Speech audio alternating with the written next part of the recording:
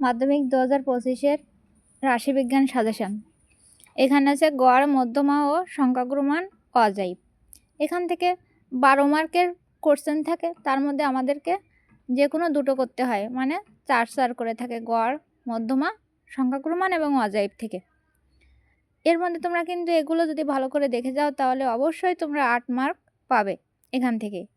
গড়ের মধ্যে দেখো দেখছি 335 পাতা, প্রয়োগ 5 পাতা 345, আর 11 নম্বর প্রয়োগটা দেখে যাবে।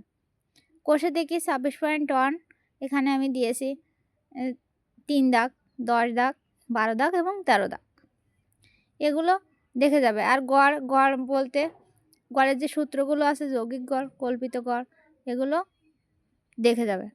মধ্যমা নির্ণয় পাতা 350, এখানে কোষে দেখি 10, 12, 14, এই মধ্যমাটা খুবই ইম্পর্ট্যান্ট।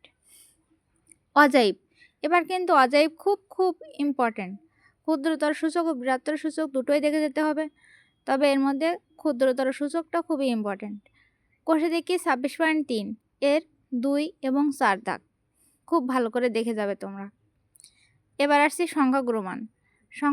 362 পাতা, প্রয়োগ আমি দিয়েছি এখানে 32 নম্বর প্রয়োগ এবং 35 নং প্রয়োগ। কোষে দেখি 26.4, এখানে 7 নম্বর, 8 নম্বর এবং 10 দাগের 3, 4 এবং 5। এই অঙ্কগুলো খুব ভালো করে দেখে গেলে আমি আশা করি তোমরা রাশিবিজ্ঞানে খুব ভালো নাম্বার তুলতে পারবে। সবাইকে ধন্যবাদ।